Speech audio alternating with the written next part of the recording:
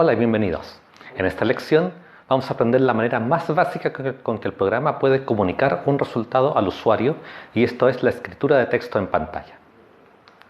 Hasta ahora, cuando hemos interactuado con Python, lo hemos hecho siempre a través de lo que llamamos el modo interactivo. En este modo escribimos una línea a la vez, damos Enter y el intérprete de Python la ejecuta.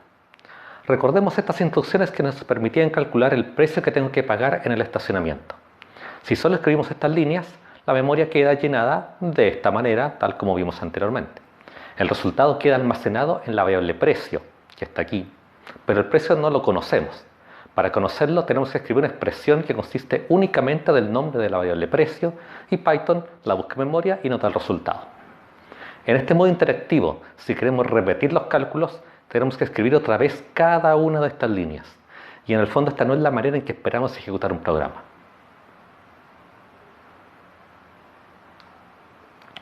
Cuando hablamos de un programa, lo que estamos hablando es de un archivo que tiene toda la secuencia de instrucciones que queremos ejecutar. Se lo pasamos de una sola vez a Python para que las ejecute una a una y nos entregue un resultado como si fuera un guión. Entonces ahora vamos a usar esta misma secuencia de instrucciones, pero la vamos a guardar en un archivo que le vamos a poner un nombre, estacionamiento.py. Le pasamos a Python este archivo y Python lo que hace, lee las instrucciones, se las ejecuta una a una, línea por línea, y ejecuta lo que tiene que hacer en cada caso, guarda los nombres de las variables en memoria, hasta que los nombres se van guardando, van quedando las etiquetas puestas en cada posición, línea por línea, y de esta manera llegamos a obtener el resultado correcto. La memoria, si nos fijamos, queda en el mismo estado que antes, pero al final no aparece nada en pantalla cuando escribimos precio. Esto ocurre porque al ejecutar un programa a partir de un archivo, el intérprete no nos muestra el resultado de cada evaluación. De hecho, tampoco queremos que lo haga, sino que queremos tener más control de lo que se escribe en pantalla. Y para eso tenemos que decirle explícitamente: hey, quiero que ahora escribas este resultado en la pantalla. Y la instrucción que nos permite hacer eso es una instrucción que vamos a llamar print. Tomemos ahora el mismo programa anterior y cambiemos simplemente la línea 5. En lugar de decir solamente precio, que para el programa no significa mucho, vamos a decirle que escriba en pantalla el valor de la palabra precio utilizando print. De esta manera, al ejecutar el mismo programa anterior, vamos a proveer que la última instrucción es la que le dice al intérprete de Python que debe escribir en pantalla el valor de la expresión que está entre paréntesis precio, que en este caso es el valor 400. Ahora sí tenemos un resultado en pantalla. Entonces tenemos ahora la instrucción print, que nos permite decir al programa: mira, quiero que escribas en pantalla el resultado de esta expresión. Y lo que ocurre cuando el intérprete encuentra algo como esto es que primero calcula el valor de la expresión que está entre paréntesis y luego escribe ese resultado que calculó en la pantalla. Ya hemos visto ejemplos de esto. Tal vez la versión más sencilla es este programa, que van a encontrar en casi cualquier tutorial de cualquier lenguaje de programación. El programa simple que escribe en pantalla el texto que dice hola mundo. Y esto hace exactamente lo que dijimos. Evalúa el valor del texto que dice hola mundo, que es el valor hola mundo, y luego escribe esto en la pantalla. Pero también podemos usar variables. Ahora podemos tener un programa con dos líneas, donde en la primera línea almacenamos un valor de tipo string en la variable mensaje, y luego le decimos que imprima el valor almacenado en la variable que tiene nombre mensaje. Entonces ahora, si queremos conocer el valor de una expresión, podemos entregársela a print para que sea evaluada y el programa imprime en pantalla su valor, como en este ejemplo, la expresión grande que hemos visto anteriormente. También podemos hacer un cálculo y almacenar el valor en una variable, como en este caso, una fórmula que convierte de Fahrenheit a Celsius, y la guardamos en una variable de nombre Celsius. Lo calculamos mediante una expresión y le decimos a print que lo escribe en pantalla. O también podemos usar una variable misma dentro de print como parte de otra expresión a evaluar. Aquí escribimos print de una expresión que utiliza la variable de temperatura, le aplica el operador de comparación con el valor 30 e imprime el resultado, que en este caso es true. También podemos aprovechar print para escribir algunas frases que sean un poquito más interesantes, algo más que solo texto o que solo número. ¿Qué tal, por ejemplo, si queremos escribir el texto episodio X del libro, donde X es un número que aún no conocemos? Podemos escribir algo como lo siguiente. Pero el resultado que sale de esto son tres líneas separadas, que no es exactamente lo que esperábamos.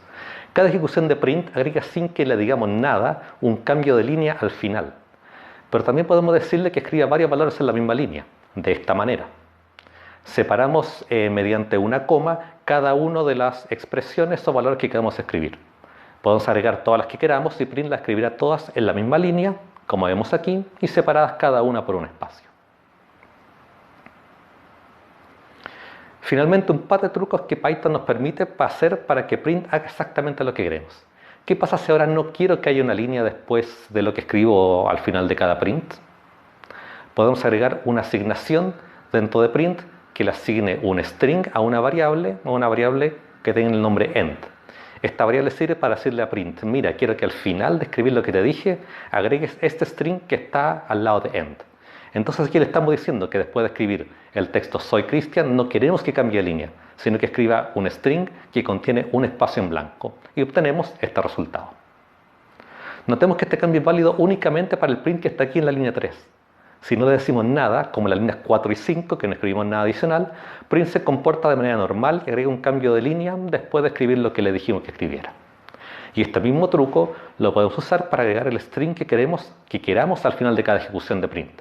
Como podemos ver en este ejemplo, en que agregamos un texto distinto al final de cada línea de print.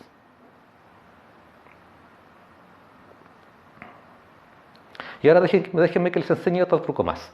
Si nos fijamos aquí en esta ejecución, en que escribimos tres expresiones, print parece que es lo bastante inteligente para agregar siempre un espacio en blanco automáticamente entre msj1, entre temp y entre msj2. Pero tal vez no queremos siempre que haya un espacio. Podemos decirle a print que el separador de cada expresión utilice un string distinto. Y se lo decimos a través de una variable que se llama sep, como en este ejemplo, en que le estamos diciendo, mira, entre medio de cada expresión que tú vas a escribir, agrega este string que está al lado de sep. Y obtenemos este resultado, donde el string compuesto por 3 puntos aparece entre medio de cada expresión que le pasamos a print. Entonces, en esta lección, lo que hemos visto es cómo utilizar print para escribir en pantalla los valores de expresiones dentro de un programa, escribiéndolo de esta manera, print y entre paréntesis una expresión. Vimos que podemos escribir no solamente una, sino que también varias expresiones simultáneamente y que Python nos permite modificar lo que se escribe al final de cada línea y también lo que se escribe entre medio de cada una de las expresiones. Entonces, ahora que ya sabemos cómo escribir en pantalla lo que queramos, vamos a ir haciendo programas que se van a hacer mucho más interesantes y más agradables para el usuario.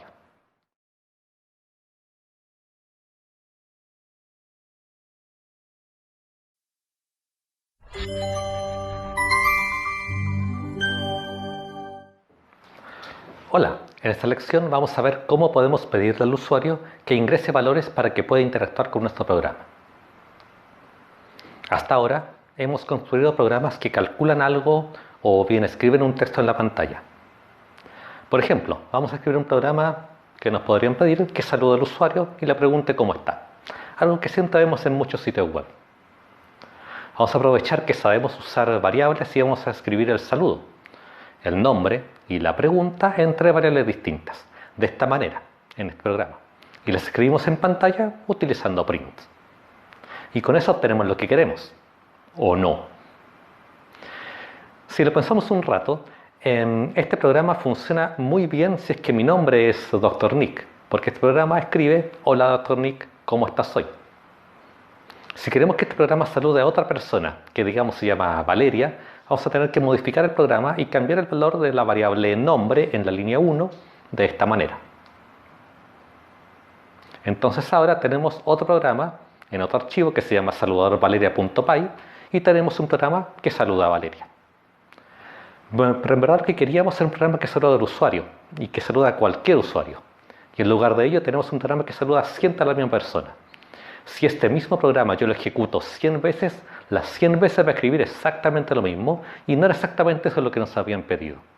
En general, cuando ejecutamos un programa, no queremos tener que modificarlo cada vez que lo vamos a ejecutar para que haga lo que queremos. Simplemente queremos ejecutarlo y que haga lo que esperamos y que esa solución de cambiar el nombre de la variable antes de ejecutarlo en general no es una buena idea. Recordemos que en general un programa puede utilizar datos de entrada, que le llamamos input, para hacer algo con ellos, generar un resultado que se llama output o y son nuestros datos de salida. Entonces, como no sabemos de antemano quién es el usuario que va a utilizar nuestro programa, vamos a decir que el nombre de usuario va a ser nuestro dato de entrada.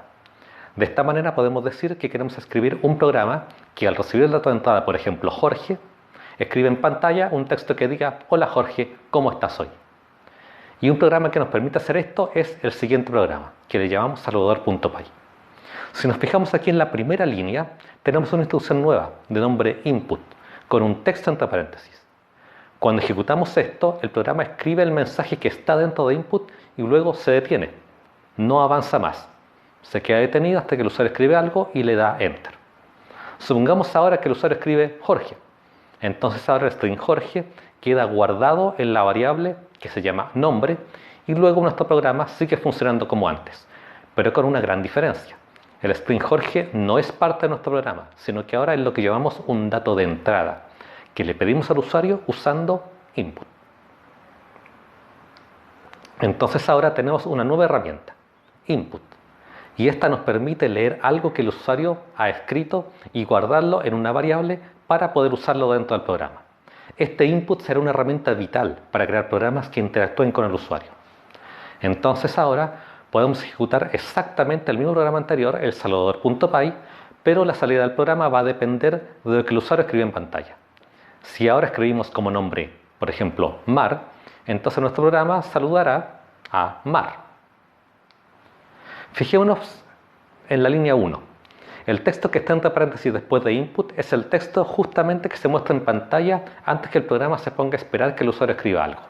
Ese texto que escribimos ahí es opcional, podríamos no escribir nada, pero esto ayuda a que el usuario sepa el momento en que tiene que escribir algo. En general va a ser bueno que el usuario sepa cuando estamos esperando que escriba algo para que el programa pueda continuar. Entonces ahora con esta nueva herramienta input vamos a hacer un programa que le diga al usuario, por ejemplo, cuántas lecciones le faltan para completar este curso. Probablemente no es algo muy difícil. Pensémoslo primero de manera algorítmica. Primero, vamos a preguntarle al usuario, bueno, ¿cuántas lecciones has visto? Y vamos a recortar ese valor en la variable lec. Luego vamos a recortar cuántas lecciones tiene el curso en la variable total. Y con ambos datos podemos calcular cuánto le falta al usuario usando una expresión de diferencia. Y finalmente escribir esta respuesta en la pantalla. Entonces ahora ejecutamos este programa y nos genera un error. ¿Qué pasó? Python nos indica que hay un error que se ve un tanto complicado, pero en este mensaje Python nos está dando una pista de lo que pasa. Lo que nos está diciendo es que el error ocurrió primero en la línea 3 y que el error se produce porque no puede efectuar una resta entre un int y un string. Pero ahora pensamos, ¿en verdad no hemos escrito una operación de resta entre un int y un string? ¿O sí lo hicimos? Modifiquemos temporalmente el programa para que ahora nos diga el tipo de la variable lec que fue ingresada por el usuario. Supongamos que ingresamos 10 y vemos que aunque ingresemos un número, el resultado de input siempre es un string. Por lo tanto, cuando queremos hacer una resta entre la variable entera que se llama total y la variable string que tiene el valor 10, bueno, nos entrega un error. Pero la buena noticia es que ya conocemos una solución para este problema. Ya sabemos cómo convertir de un tipo de datos a otro. Y lo que tenemos ahora, tenemos un tipo de dato string, pero lo que queremos es utilizarlo como un entero. Entonces podemos escribir int alrededor de input en la línea 1, antes de asignarlo a lec. De esta manera nos aseguramos que el valor ingresado por el usuario se almacena como un int y podemos operar de manera efectiva con él.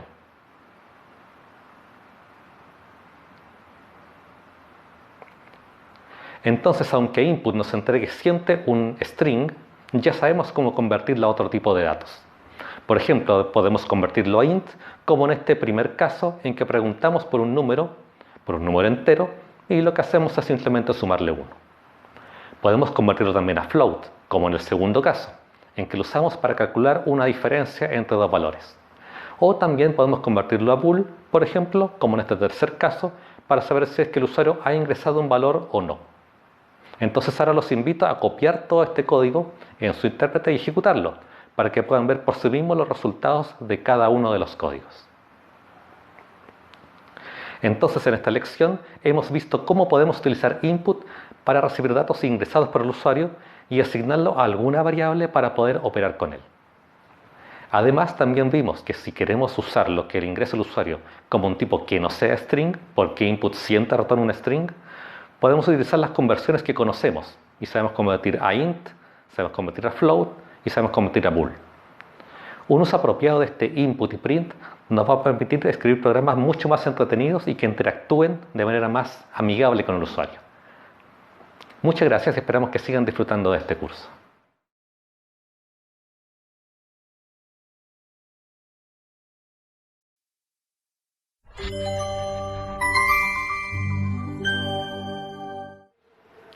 Hola, en esta lección vamos a aprender cómo cambiar el flujo del programa en base a una condición, para que nuestros programas puedan decidir si ejecutan una acción u otra usando la instrucción if-else. En la vida diaria tomamos decisiones dependiendo de ciertas circunstancias en que nos encontramos. Por ejemplo, supongamos que estoy en mi casa y quiero salir. Si veo que está lloviendo, decidiré tomar un paraguas antes de salir de casa y en caso contrario, no lo tomaré. En nuestros programas también necesitaremos ser capaces de modelar este comportamiento y nuestro objetivo en esta lección será lograr que el programa decida qué hacer bajo ciertas condiciones. Y aquí la palabra clave es condición. Si analizamos lo que está decidiendo esta persona, ella se está preguntando si llueve o no llueve. Por lo tanto, esta es la condición que está analizando. Esta condición puede ser verdadera o falsa. Si es verdadera, la persona tomará una acción y si es falsa, tomará otra acción. Este tipo de decisión, basada en si se cumple o no una condición, es lo que queremos describir en nuestro programa. Haremos una pequeña revisión sobre qué es una condición. Una condición es una expresión que puede tomar uno de dos valores, o verdadero o falso, y una variable que guarda este tipo de valores será de tipo bool. Ya conocemos operadores que podemos aplicar a valores numéricos para obtener un resultado de tipo bool, como los operadores menor, menor o igual, mayor, mayor o igual, distinto y el operador de igualdad. Aplicar un operador de comparación entre dos valores numéricos solo puede resultar ser verdadero o falso, es decir, de tipo bool. En nuestros ejemplos, la comparación 5 es menor que 5.1 es verdadera, 3 es mayor o igual a 5 es falsa y así sucesivamente. También conocemos los operadores para tipos lógicos, not, and y or. Estos nos sirven para combinar varias condiciones, resultando también en un valor de tipo bool. En el caso de not, el valor corresponde a la negación del valor original. Por ejemplo, 3 mayor que 5 es falso, por lo que su negación es true. En el caso del y lógico, este entrega verdadero cuando ambos valores son verdaderos. En este caso, 3 mayor a 5 es falso, por lo que la conjunción es falsa. Finalmente, el o lógico entrega verdadero cuando al menos uno de los valores es verdadero.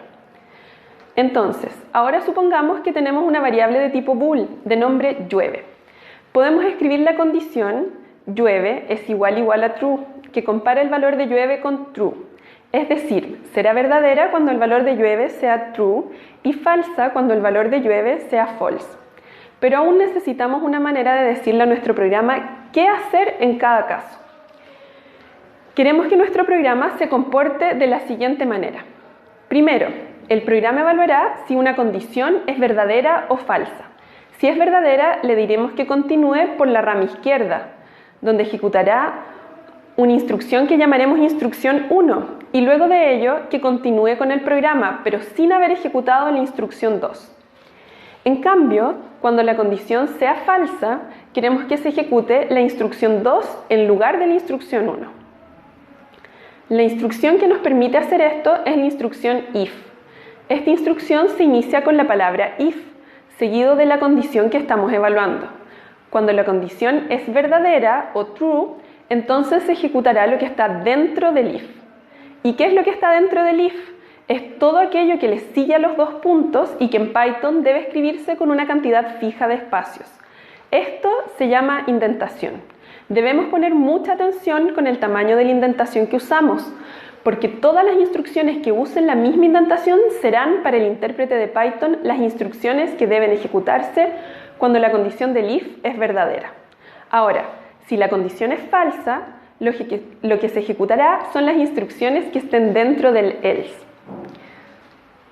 Entonces, ahora podemos escribir nuestro programa que decide si debo llevar paraguas o no.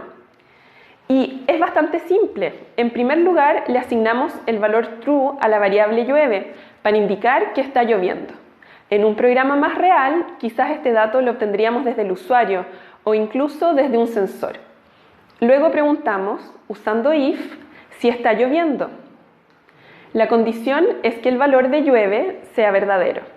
En este caso, la condición se cumple, por lo tanto, se ejecuta la línea 3, que escribe el texto, llevaré paraguas. Finalmente, se ejecuta la línea 6, que no depende del if, la cual escribe el texto, ahora saldré a la calle. Pero, ¿qué hubiese pasado si la variable llueve inicialmente hubiese sido falsa? Veamos esta versión de nuestro programa. Esta vez, al ejecutar la línea 2, la condición no se cumple. Por lo tanto, ya que no se cumple la condición, iremos al else. Para esto, el programa ignorará todo lo que hay dentro del if, yendo directamente al else. Esto es la línea 4, y hará las instrucciones que están dentro del else, es decir, la línea 5, imprimiendo no llevaré paraguas. Después de esto, seguiremos con las instrucciones que están después de nuestro if, es decir, la línea 6, que imprimirá ahora saldré a la calle. Tenemos entonces un programa que nos indica, de acuerdo a una condición, si debemos llevar paraguas o no. También podemos construir condiciones más complejas. Supongamos que tenemos los valores llueve, que es de tipo bool, y temperatura, que es un número entero. Queremos expresar el hecho de que si llueve y hace frío, entonces, además de llevar el paraguas, debemos llevar un abrigo. Usando if, podemos escribir esta condición en la línea 3, para decir, llueve y hay menos de 20 grados. Si ambas condiciones se cumplen, entonces la expresión es verdadera y se ejecuta la línea 4, que escribe el texto llevaré paraguas y abrigo. En esta lección hemos aprendido que podemos utilizar if y else cuando queremos que ocurra algo dependiendo de una condición. Además, descubrimos que podemos usar condiciones simples y condiciones más complejas para determinar el flujo de nuestro programa. Muchas gracias.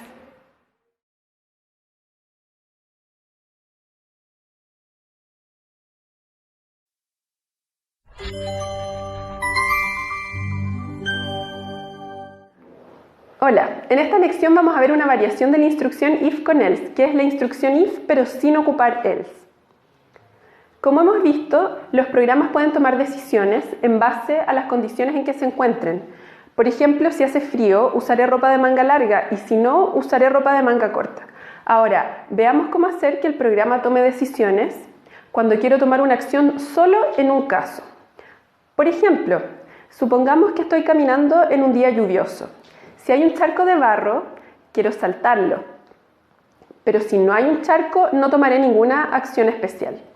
Entonces, nuevamente, en esta clase, nuestro objetivo será lograr que el programa decida qué hacer bajo ciertas condiciones. En este caso, si la condición es verdadera, es decir, si hay un charco, la persona realizará una acción, que será saltar. Y si la condición es falsa, no realizará la acción y el programa continuará ejecutándose normalmente. Recordemos que si tenemos una instrucción if con else, el programa evalúa la condición y si esta es verdadera, ejecuta la instrucción 1 y luego continúa con el programa. En cambio, si es falsa, se ejecutará la instrucción 2, continuando después con el programa normalmente.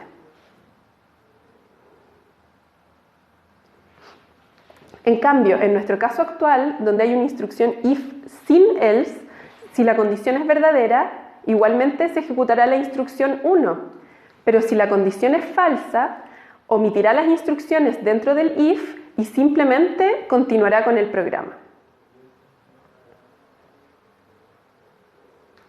Entonces, ahora podemos escribir un programa que represente lo anterior. Aquí está. Imaginemos que tenemos una variable charco de tipo bool en la que ya está guardado si es que hay o no un charco. Por ejemplo, en este caso, charco es igual a true. Luego, imprimimos el comienzo de la caminata. En la línea 3 veremos que si el charco es igual a true, imprimiremos a saltar. Después de que terminamos todas las instrucciones que están dentro del if, que en este caso es una sola línea, seguiremos con el programa, ejecutando la línea 5, que no depende del if e imprime fin de la caminata. Ahora, ¿qué pasa si la variable charco es false inicialmente? En este caso, al igual que en el anterior, primero imprimimos el comienzo de la caminata. En la línea 3 se pregunta si charco es igual a true. Como en este caso no lo es, no entraremos al if y nos saltaremos las instrucciones que están dentro de este, yendo directamente a ejecutar la línea 5, que no depende del if e imprime fin de la caminata. Hay una consideración que debemos tener en cuenta al escribir flujos con if y else. La más importante es que pese a que, como vimos, puede existir un if sin su else correspondiente, no puede existir un else sin un if. Esto es, si en nuestro programa escribimos un else sin if, como esto provocará un error porque no tiene sentido. El else siempre equivale a decir en caso contrario. Si hacemos esto, Python nos indicará que hay un error porque no estamos respetando la sintaxis, eso es, las reglas de escritura del programa. Por lo tanto, esto nunca hay que hacerlo. De la misma manera, si escribimos una instrucción fuera del if antes de empezar el else, como en este caso la instrucción que aparece en la línea 4, que está fuera del if porque no está indentada, también es equivalente a tener un else sin if. Por lo tanto, tampoco esto se debe hacer. Entonces, en esta lección hemos aprendido que podemos utilizar if sin necesidad de escribir un else, pero nunca un else sin if.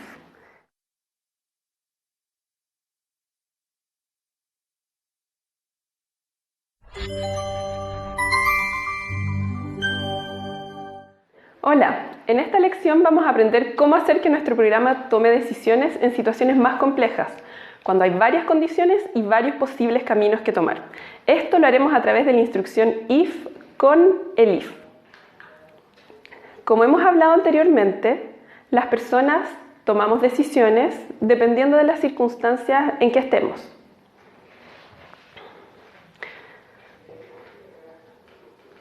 Por ejemplo, supongamos que estoy en mi casa y quiero salir. Antes de salir, voy a revisar la temperatura actual y veré también si está lloviendo. A partir de estos datos, tomaré decisiones. Mis decisiones podrían ser, por ejemplo, las siguientes. Si hace frío y está lloviendo, voy a salir abrigada y con paraguas. Si hace frío pero no llueve, solamente saldré bien abrigada. Y si no hace frío, saldré sin abrigo y sin paraguas, asumiendo que en el peor caso, si llueve, al menos no tendré frío. En nuestros programas también necesitaremos ser capaces de modelar este comportamiento. Entonces, nuestro objetivo en esta lección será lograr que el programa decida qué camino tomar cuando hay más de dos opciones. Para el problema anterior, la verdad es que podríamos usar if y else anidados, es decir, un if dentro de otro. Por ejemplo, primero pregunto si hace frío o no. Podríamos decidir que hacer frío es que la temperatura sea menor a 18 grados. Si hace frío, es decir, si esta condición es verdadera, entonces recién me voy a preguntar si es que va a llover. Y luego, si llueve, usaré paraguas y abrigo. Y si no llueve, solo saldré abrigada. Por otro lado, si no hacía frío, es decir, si no se cumplía la condición de que la temperatura fuera menor a 18, significa que harán 18 grados o más. En ese caso, no saldré ni con abrigo ni con paraguas. Aquí tenemos el ejemplo anterior, con un if-else anidado. Primero definimos nuestras variables, por ejemplo, si llueve o no, lo definimos con un boolean, que podría ser true o false, en este caso está definido como true. Luego, le pedimos al usuario que ingrese la temperatura. Y ahora tenemos nuestro primer if. Si la temperatura es menor a 18. Si esto es verdadero, entonces entramos al if. Y dentro del if nos encontramos con otro if anidado que pregunta si llueve o no llueve, imprimiendo lo que corresponde en cada caso. Ahora, si la temperatura no era menor a 18, entonces iremos al else del primer if, que es el que abarca el caso de que la temperatura sea mayor o igual a 18. En ese caso, imprimiremos que no necesitamos ni paraguas ni abrigo. Sin embargo, si tuviéramos muchas opciones más, por ejemplo, la opción de llevar botas de agua si es que llueve y hay charcos, o la opción de que haya nieve o no la haya, un código como este se vuelve demasiado complejo. Es por esto que en esta lección veremos el concepto de ELIF, que nos permite escribir un código como este, pero de manera más ordenada y clara. La instrucción IF con ELIF permite que nuestro código se comporte de la siguiente manera. Primero veamos el siguiente cuadro. En él se dice, si es que se cumple la condición 1, entonces ejecutaremos la instrucción 1, o el conjunto de instrucciones que estén dentro de ese IF. Si no, si es que se cumple la condición 2, entonces ejecutaremos la instrucción 2.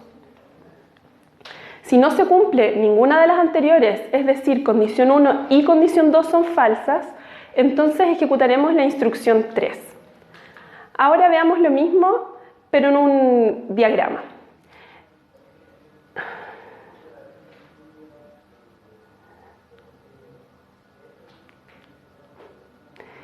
Bueno, aquí vemos que se evalúa la condición 1. Si es que esta se cumple, es decir, es verdadera, entonces pasaremos a la instrucción 1 y luego nos saltaremos todas las otras condiciones e instrucciones, pasando al código que venga después del bloque IF, el IF, else del programa. Ahora, ¿qué pasa si la condición 1 era falsa? Entonces pasaremos a evaluar la segunda condición, es decir, condición 2, la que va en el ELIF. Si es que es verdadera, ejecutaremos la instrucción 2 y luego seguiremos con el programa sin ver ninguna otra condición o instrucción. Finalmente, si es que la condición 2 era falsa, pasaremos al else, que significa, si ninguna de las condiciones anteriores se cumplía, entonces se ejecutará la instrucción 3 y luego continúa el flujo del programa normalmente. Podemos escribir en general cuantos ELIF queramos. En un caso como este código, lo que estamos diciendo es que si se cumple la condición 1, entonces se ejecutarán las instrucciones 1. Si no se cumple condición 1, entonces si se cumple la condición 2, ejecutaremos la instrucción 2. Si no habíamos entrado ni al IF ni al ELIF anterior, entonces evaluaremos la condición 3. Y si esta se cumple, ejecutaremos instrucción 3. Y así se pueden incluir tantos ELIF como queramos. Finalmente, si no se cumple ninguna condición de las anteriores, se ejecutarán las instrucciones que vengan dentro del else, en este caso instrucción n. Pero al igual que cuando hay un if con solo un else, el incluir el else es opcional. Es decir, podría ser perfectamente válido tener una instrucción if con una estructura como esta. Es decir, que al final no tenga else y que si no se cumple ni la condición 1, ni la condición 2, ni la condición 3, no haga nada. Entonces ahora podemos escribir nuestro programa usando el if. Primero tenemos nuestras variables llueve y temperatura. Luego pondremos las mismas condiciones anteriores y en el mismo orden. Si la temperatura es menor a 18 y además llueve, entonces imprimiremos llevaré paraguas y abrigo. Si no, si es que la temperatura es menor a 18 y no llueve, imprimiremos solo llevaré abrigo. Y finalmente, si ninguna de las condiciones anteriores se cumple, la única opción que nos queda es que no haga frío, es decir, que la temperatura sea mayor o igual a 18 y por eso diremos que no llevaremos ni paraguas ni abrigo. Ahora, puede que reordenar nuestras condiciones nos entregue un programa más sencillo, en especial si es que podemos descartar algunos casos en conjunto de una sola vez. Por ejemplo, en este programa, de nuevo, primero definimos nuestras variables, pero las condiciones luego las ingresaremos en un orden distinto. Primero, vamos a evaluar la condición más sencilla, dado que si la temperatura es mayor o igual a 18, sé inmediatamente que no llevaré paraguas ni abrigo, sin necesidad de preguntarme si es que llueve o no. Si no entra al if anterior, ya estoy segura que la temperatura es menor a 18. Por lo tanto, lo único que me queda es en el elif preguntar si es que llueve o no llueve. Primero, aquí estoy viendo la condición de que llueva. En ese caso, voy a imprimir que llevo paraguas y abrigo. Y si no entré a ninguno de los if o el elif anterior, la única opción que queda es que la temperatura sea menor a 18, pues no entré al primer if, y que además no llueva, pues no entré al elif, por lo que simplemente digo, solo llevaré abrigo. Bueno, en esta lección hemos aprendido que podemos utilizar if con el if y else cuando tenemos varias condiciones e instrucciones asociadas y queremos que se escoja solamente una. De esta manera, nuestro código nos permitirá especificar que si se cumple la condición 1, ejecutaremos las instrucciones 1 y si no, si se cumple la condición 2, las instrucciones 2 y así sucesivamente. Esta es una alternativa a usar if con else anidados, que permite usar indentación menos compleja y por lo tanto es recomendable usar en estas situaciones, dado que el código queda más fácil de entender. Muchas gracias.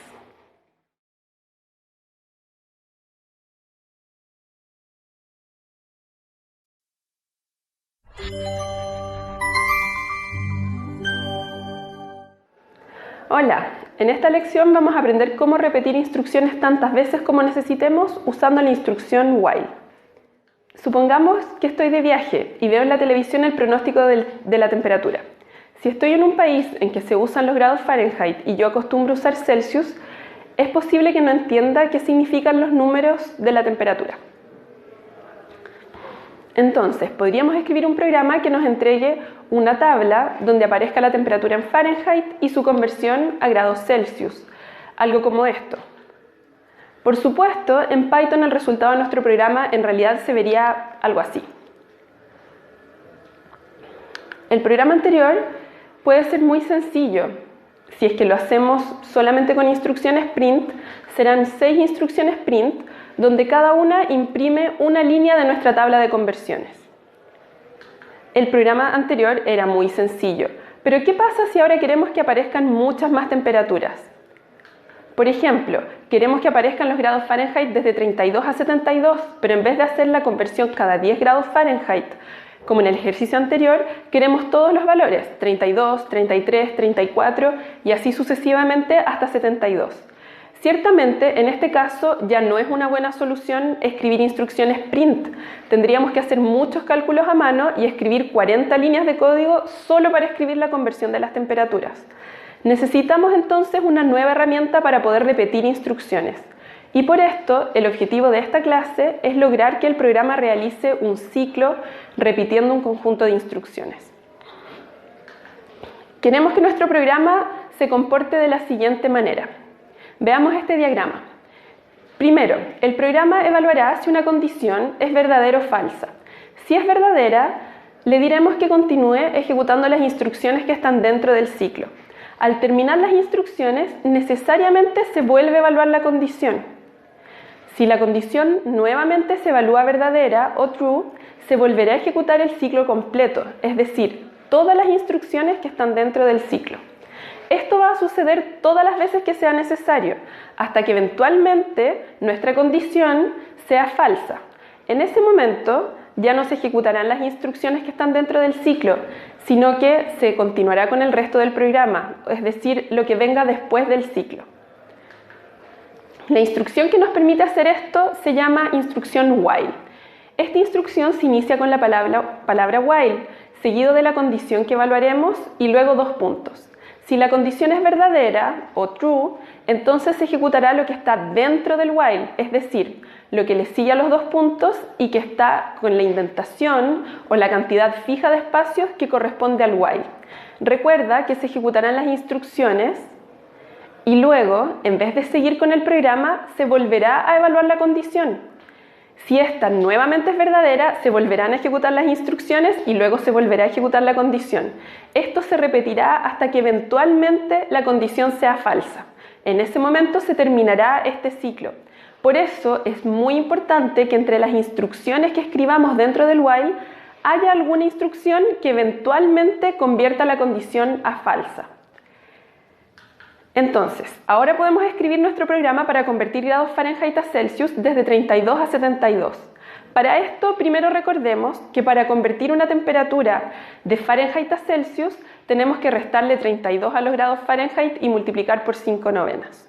Veamos primero un pseudocódigo, es decir, acá hay un código que no está totalmente escrito en Python, pero que nos ayudará a entender el algoritmo que necesitamos implementar. Primero, tenemos una variable temp, que significa temperatura y representa la temperatura en grados Fahrenheit. Por eso queremos que esta variable se inicie en 32 y que llegue hasta 72 avanzando de 1 en 1.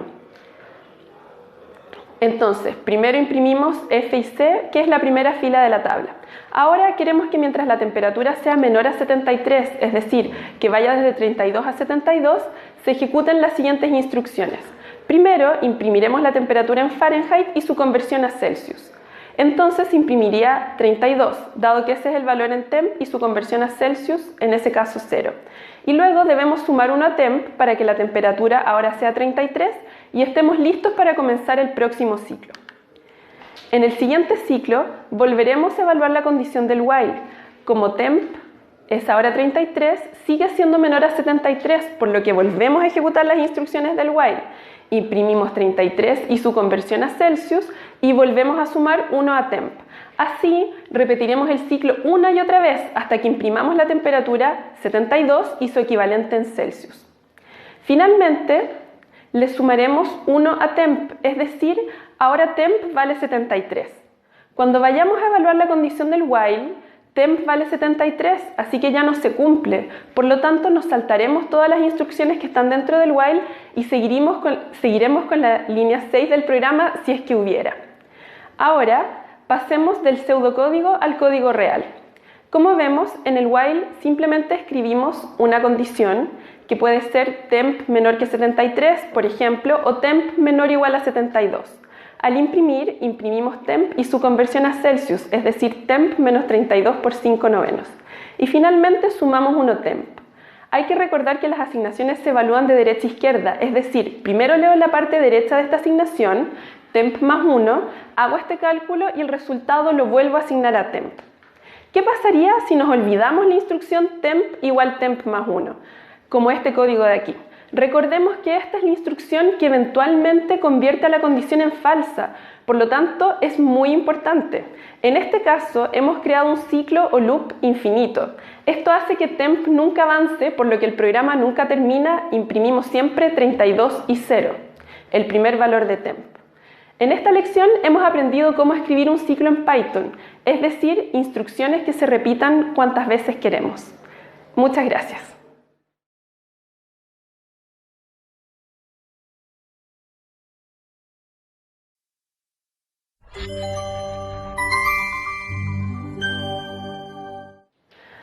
Hola, en esta lección vamos a aprender otro tipo de ciclos llamados for, que sirven para repetir instrucciones un número determinado de veces. Esta vez queremos escribir un programa que haga la conversión de grados Fahrenheit a Celsius desde 0 hasta 20. Ya sabemos escribir este programa utilizando la instrucción while. Sin embargo, un programa como este, donde está tan claramente definido el número de veces que queremos repetir las instrucciones, puede ser más sencillo de escribirse utilizando una instrucción nueva, llamada for. Es por esto que el objetivo de esta lección es lograr que el programa repita un conjunto de instrucciones un número definido de veces. Hemos visto anteriormente que podríamos resolver el problema anterior utilizando un ciclo while. Como este, necesitamos inicializar una variable para la temperatura. En este caso será temp con el valor 0.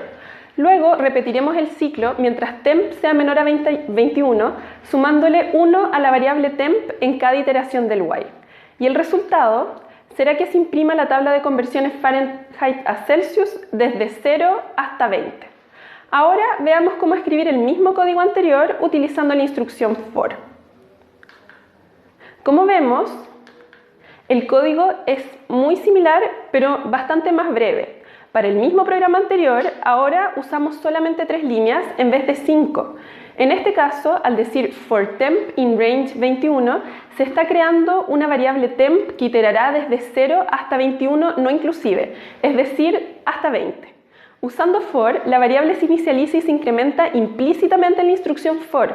Por lo tanto, nos ahorramos inicializar la variable con temp igual 0 y también sumarle 1 al final de la iteración. Esto lo hace for automáticamente.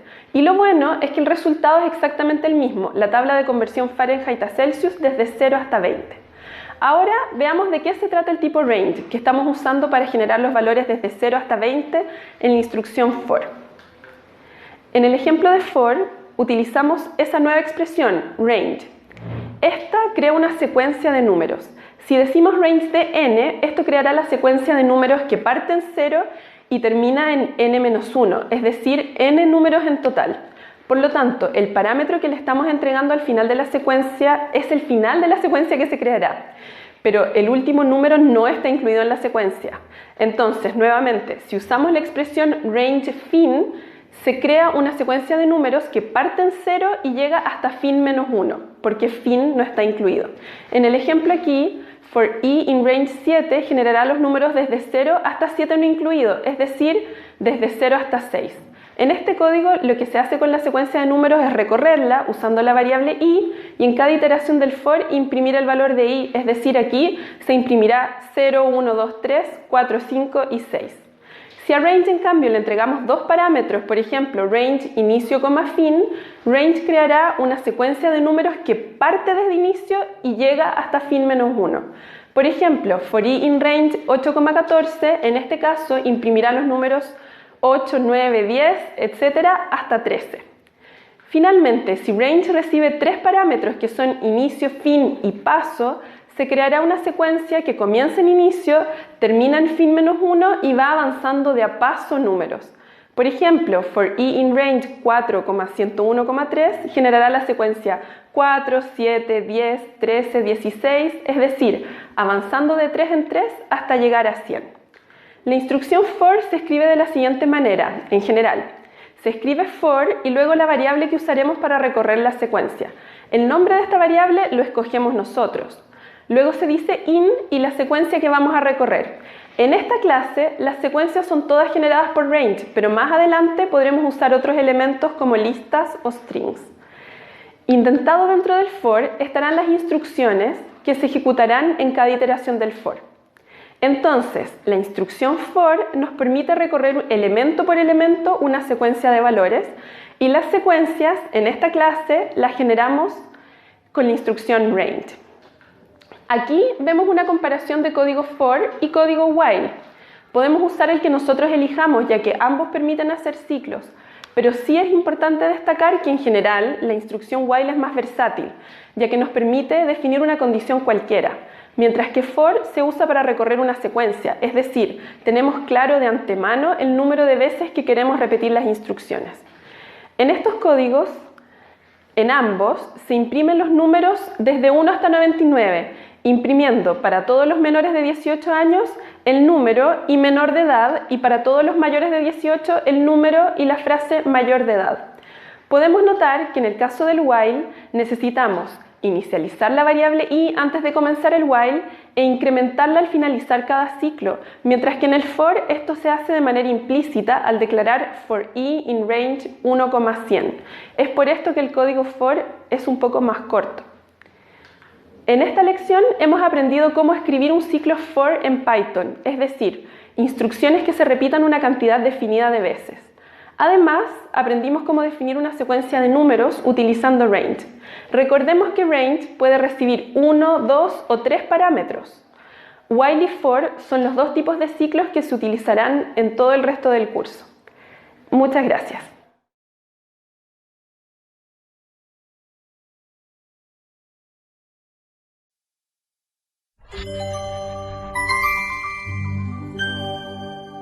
Hola, en esta lección aprenderemos sobre uno de los elementos que son más utilizados al programar y que va a hacer que nuestro código sea cada vez más fácil de entender y de construir.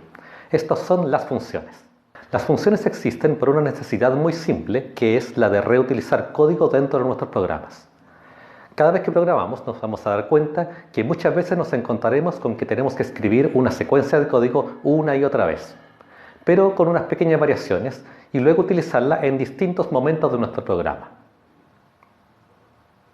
Una solución muy clásica para esto, y que probablemente ya hemos hecho, es sencillamente copiar y pegar el código que queremos volver a utilizar y luego modificar manualmente esas pequeñas variaciones. Podemos hacer esto y seguramente nuestro código va a funcionar, pero también es posible que podamos cometer errores muy fácilmente si es que nos olvidamos de cambiar las partes apropiadas de nuestro código. Más aún, si nos damos cuenta que debemos ir corrigiendo algo en una parte del código, también tenemos que acordarnos de corregirlo en todas las partes de código que hemos modificado anteriormente. Para eso existe un concepto que vamos a llamar funciones. Y nuestro objetivo en esta lección va a ser aprender a reutilizar secciones de código mediante funciones.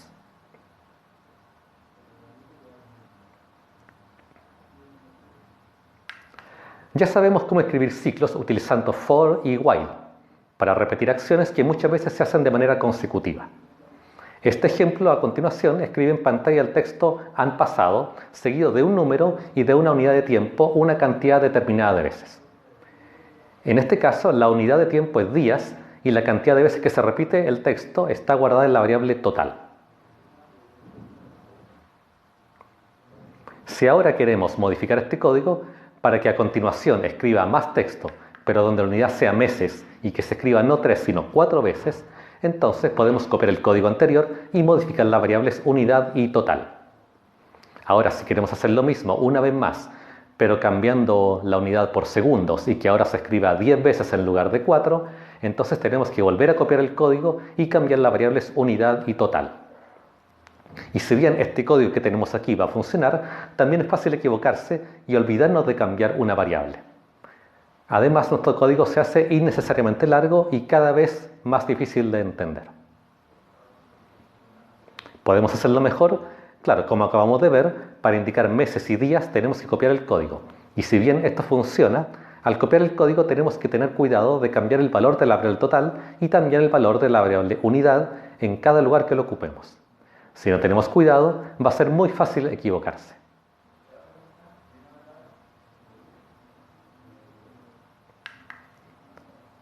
En cambio, si tenemos a mano una función, que en este caso le vamos a poner de nombre recordatorio, podríamos escribir algo del siguiente estilo. Algo de esta manera y en solo 3 líneas de código podríamos ejecutar lo mismo que hicimos anteriormente, pero especificando en cada caso qué valores queremos modificar. De esta manera vamos a evitar tener que volver a escribir y copiar y pegar muchas líneas de código y evitamos ir cometiendo errores.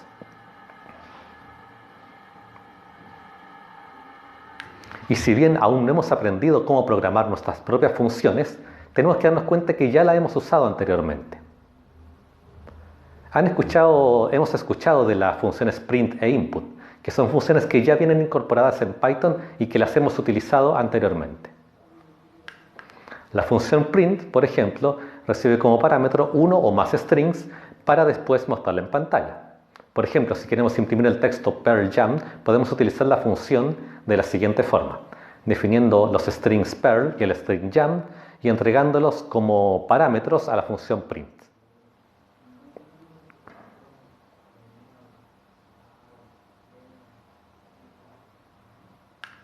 Por otro lado, la función input, esta recibe solamente un único string y luego espera que el usuario ingrese contenido en él. En el ejemplo, el string señale su edad es entregado como parámetro a input. La función input lo escribe y entrega como resultado el valor ingresado por el usuario para almacenarlo en la variable de nombre edad. Vamos a decir entonces que las funciones van a ser fragmentos de código que utilizan un conjunto definido de parámetros que ejecutan acciones con estos parámetros y que retornan resultados. Y para entender mejor aún el concepto de función, es útil compararlo con su símil del mundo matemático, ya que las funciones matemáticas se pueden entender de la misma manera. Una función como la que vemos aquí, x cuadrado más y cuadrado, recibe dos elementos de entrada, x e y entrega un valor o resultado de salida que se obtiene luego de operar ambos valores siguiendo la fórmula descrita en la ecuación. Haciendo la comparación entonces entre ambos conceptos, las funciones matemáticas y las funciones de Python, existen tanto en ambos casos elementos de entrada, como lo eran x e y en Python estos valores de entrada corresponden a los parámetros de la función. La fórmula que nos permite pasar de los valores de entrada a la salida en Python se entiende como el código que realiza acciones con estas variables y finalmente el valor de salida de la función matemática corresponde a lo que en Python vamos a llamar el valor de retorno de la función.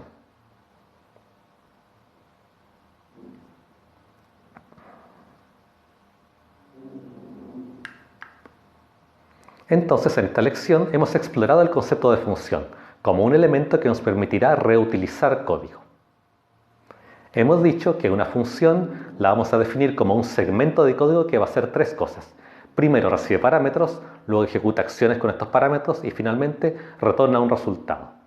Muchas gracias.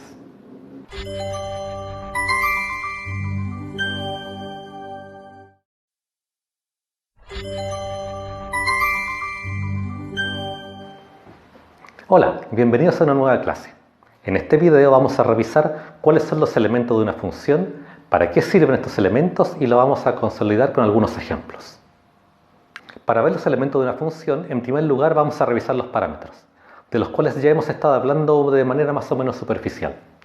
Estos parámetros son elementos que recibe una función para luego poder trabajar con ellos. Pueden ser variables que serán utilizadas en el código de la función o valores constantes. Estos parámetros se entregan al momento de llamar a la función y se modifican según sea la necesidad de acuerdo a cada caso en el cual se ejecuta la función. Los parámetros se determinan completamente al momento de programar, es decir, al escribir la función misma. Estos se indican, como vemos aquí en el ejemplo, después de especificar el nombre de la función. Determinamos la cantidad de parámetros y el nombre de cada uno de ellos.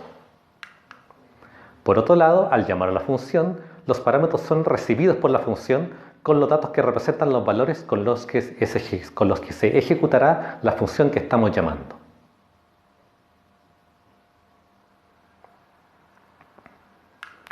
El siguiente elemento a tener en cuenta es el valor de retorno de la función. Este valor de retorno corresponde al valor que se le entrega una vez que la función ha terminado de ejecutarse. Es muy importante que las funciones se entreguen un valor porque este valor se puede utilizar posteriormente luego que la función ha terminado de ejecutar. Por ejemplo, igualando el llamado de la función a una variable de modo que ésta tome el valor de retorno de la función. Para poder entregar el valor de retorno, escribimos dentro de la función la palabra clave return, la cual se escribe al programar la función.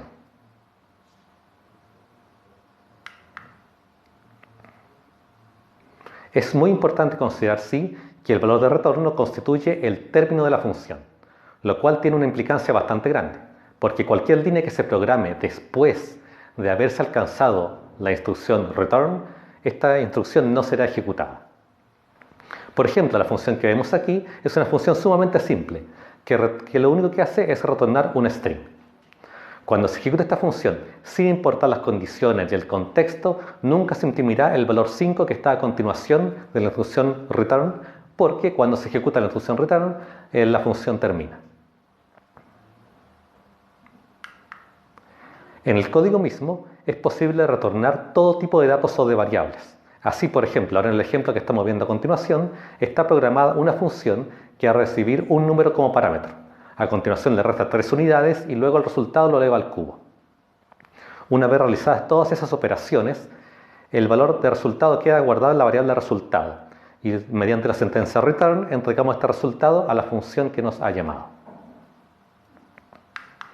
Es importante también saber que el valor de retorno constituye aquel valor que toma la función al ser llamada, por lo que si se llama a la función y no se hace nada más en el programa, no se reflejará ningún cambio, a pesar de que la función sí se haya ejecutado. Con la función recién definida que tenemos aquí, la función cálculo, es posible llamarla simplemente escribiendo cálculo y entre paréntesis el número 8, que en este caso es el número con que queremos operar. Sin embargo, al ejecutarla en pantalla vemos que no se verá ningún cambio. Para que sí se vean los cambios, si se imprime la ejecución de la función o se iguala a esta a una variable, se podrán ver reflejadas las modificaciones en el programa. En el ejemplo que usa la misma función, se imprime el cálculo de 8 y se ve que entrega una salida de valor 25 en la consola. También si se iguala la función ejecutada a una variable, como lo es salida, en el caso donde dice salida igual cálculo entre paréntesis 5, se puede trabajar con esta variable que va a contener el valor de retorno, que en este caso va a ser 8. Así, al sumarle 100 en consola, se ve reflejado el resultado que es 108. Un caso muy utilizado que combina ambos aprendizajes, parámetros y valor de retorno, es el de las funciones booleanas, las cuales corresponden a funciones que reciben parámetros de algún tipo y entregan al usuario un resultado del tipo verdadero o falso, es decir, retornan valores que pueden ser true o false. Un ejemplo muy simple es el de una función que determina si un número es par o no. Vamos a ver este ejemplo a continuación. El código de la función que estamos viendo es sumamente simple, porque utiliza los conocimientos sobre control de flujo, es decir, sobre if y else. Así la función recibe un número y en el caso que sea este número divisible por 2, retorna el valor true y de lo contrario retorna el valor false. Es por eso que en la línea de más abajo, al llamar la función con el valor 8, se imprime true y al llamarla con el valor 7 se imprime false. Entonces, recapitulando, los parámetros son todo aquello que la función recibe para poder trabajar. Estos parámetros pueden ser variables o pueden ser datos explícitos que serán utilizados dentro de la función. El valor de retorno, por otro lado, es lo que la función va a entregar para terminar la ejecución y luego poder ser utilizado posteriormente en alguna otra parte del código. Esperamos que hayas aprendido y te esperamos en una nueva lección.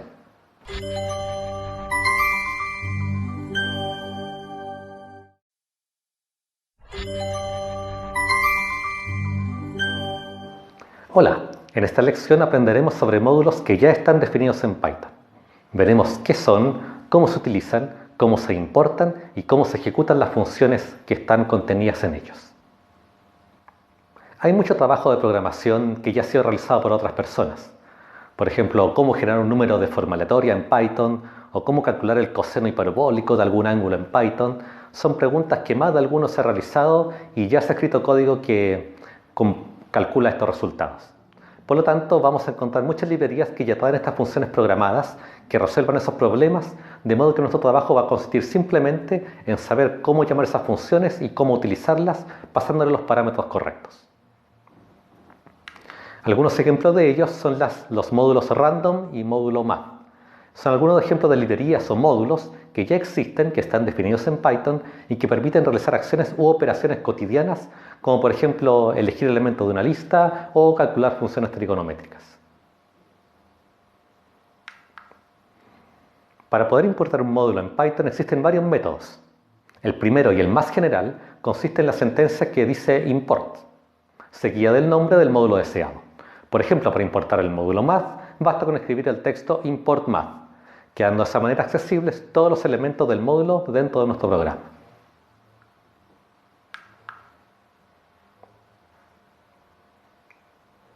El segundo método, que es un poco más específico, consiste en importar únicamente los elementos que vamos a ocupar dentro de nuestro programa. Este se realiza por medio de la sentencia from, seguida del nombre del módulo y luego la palabra clave import, seguida de los elementos necesarios. Por ejemplo, si queremos importar solamente dos funciones del módulo math, entonces podemos escribir dos líneas, la línea from math import pow y from math import sqrt. De esta manera podemos importar cuántas funciones o constantes vamos a requerir durante la ejecución de nuestro programa. Una variación del método anterior consiste en darle nombres especiales a los elementos importados, para evitar que coincida con algún nombre que nosotros ya hemos usado en nuestro programa. De esta manera, a la sintaxis del método anterior se le agrega la palabra as, seguida de un alias o algún otro nombre que nosotros queramos escoger. Por ejemplo, si escribimos from math import eas Euler, de modo que en nuestro programa la constante e corresponde al número de Euler, que queda disponible bajo el nombre Euler y no bajo el nombre e.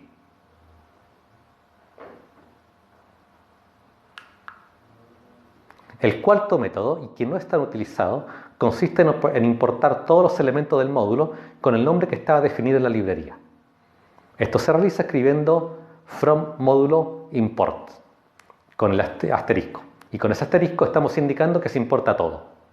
No se recomienda hacer mucho esto porque puede haber dos elementos con el mismo nombre, uno en el módulo y uno en nuestro programa, y con eso además vamos a estar importando elementos que tal vez no son necesarios en nuestro código, y nuestro código va a ser un poco más complicado de entender. Una vez que hemos importado las funciones, podemos utilizarlas y las podemos llamar. Para el primer método, esto lo logramos escribiendo el módulo punto la función deseada y luego los paréntesis con los argumentos respectivos si es que los hay. A modo de ejemplo, para utilizar la función seno definida dentro del módulo math, primero se importa el módulo import math y luego se señala math.sin y entre paréntesis el valor que le queremos pasar como parámetro, en este caso 0. Con el segundo y con el cuarto método, al haber importado las funciones con sus nombres originales y directamente dentro de nuestro código, ellas se ejecutan simplemente escribiendo el nombre de los paréntesis junto a los paréntesis que contienen los argumentos. El ejemplo para este caso consiste en importar desde el módulo random la función uniform, la cual entrega un número decimal aleatorio entre un intervalo definido. Así se escribe from random import uniform y para el llamado se escribe uniform de 0, 1, que son los dos argumentos que va a recibir nuestra función.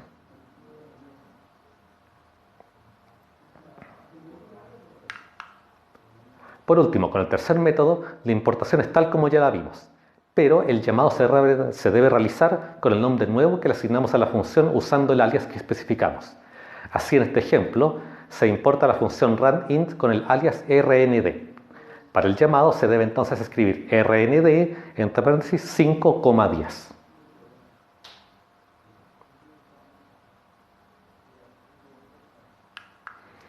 Hemos importado y usado las funciones de los módulos mat y del módulo random, pero nos hemos detenido un poco a saber para qué sirve. Random es un módulo que nos permite generar números pseudo-aleatorios por medio de sus funciones. En verdad no son completamente aleatorios por limitaciones de los sistemas de cómputo, pero son un muy buen acercamiento a una generación de números realmente aleatorios. Sirven, por ejemplo, para simular lanzamiento de dados o para realizar sorteos. Por otro lado, el módulo math posee funciones que permiten realizar cálculos y que implementan funciones matemáticas muy comunes, pero que también son bastante complejas de realizar a mano. Permite acceder a constantes conocidas como son la constante pi, la constante Euler, la constante phi, entre otros, que se usan mucho en el mundo científico. Un ejemplo más integrador del aprendido de módulos se ve a continuación, en el siguiente ejemplo. La idea del programa que estamos viendo es simular el lanzamiento de un dado por medio de la generación de un número aleatorio entre 1 y 6.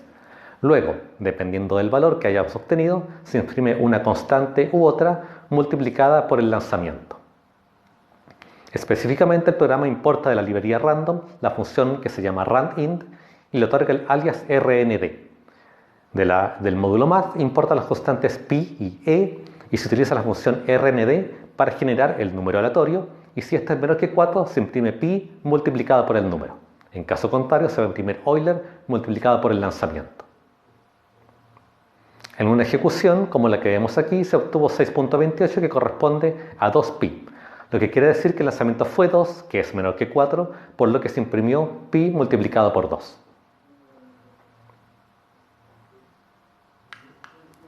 Para cerrar la lección, es importante recordar que existen múltiples módulos ya incorporados en Python y también existen otros que podemos instalar.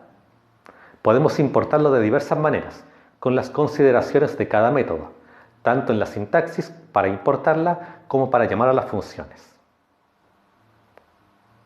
Te agradecemos por seguirnos y te esperamos en una nueva clase.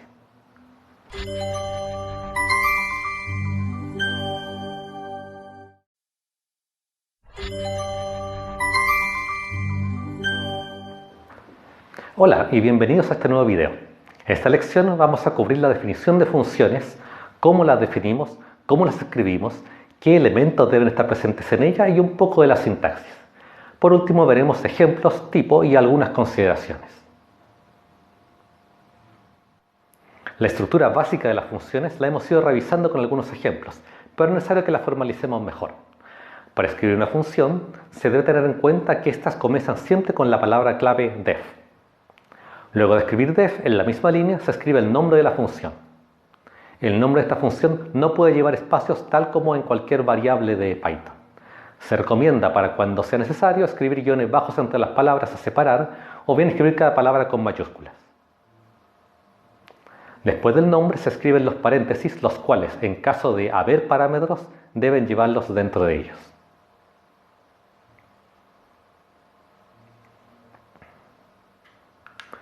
Luego de los paréntesis con los parámetros dentro, se deben escribir los dos puntos, de la misma forma que lo hemos hecho anteriormente con las sentencias if o con while.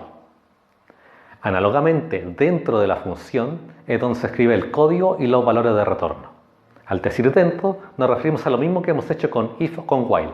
Esto significa que el código debe ir indentado.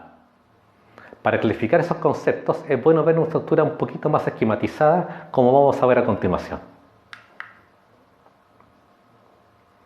El siguiente código que estamos viendo corresponde a una estructura general de una función.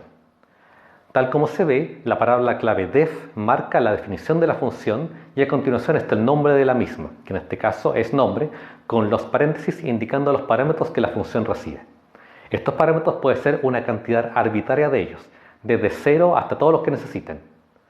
Indentando, o como se dijo antes, dentro de la función va el código, junto con todas las variables a utilizar y en general cualquier cosa que deseemos programar, además de los valores de retorno, los que pueden estar o no estar presentes.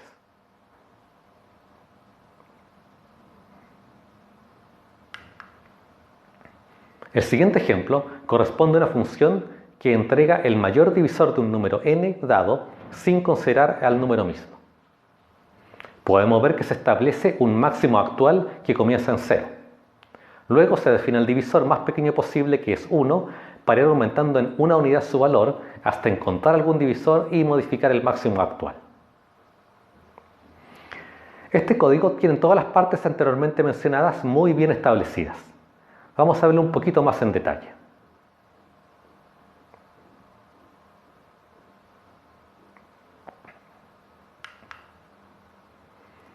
Como se ve, en la primera línea está el nombre de la función, luego los paréntesis, el único parámetro que recibe este ejemplo particular y luego los dos puntos justo después de la palabra clave def. A continuación se encuentra el código de la función, el cual contiene diversos elementos y variables e instrucciones y expresiones que ya sabemos cómo escribir. Finalmente, en la última línea se observa el retorno de una de las variables.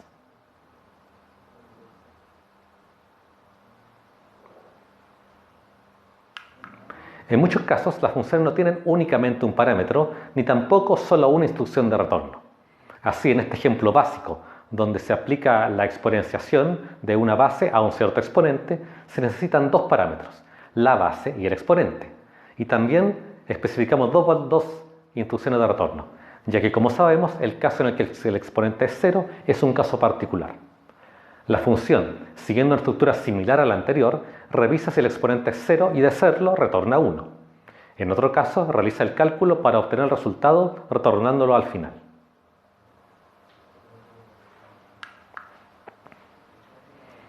Para finalizar esta lección, es importante tener en cuenta algunas consideraciones. Las funciones se deben definir una única vez en nuestro código. En caso de que nos equivoquemos y escribamos más de una vez la función, Python considerará como válida la última definición, es decir, aquella que se encuentra más abajo en el código. Sin embargo, es muy importante tener en cuenta que para llamar a una función, el llamado tiene que hacerse posteriormente a la definición. Esperamos que hayas disfrutado de esta clase y te esperamos en una nueva lección. Muchas gracias.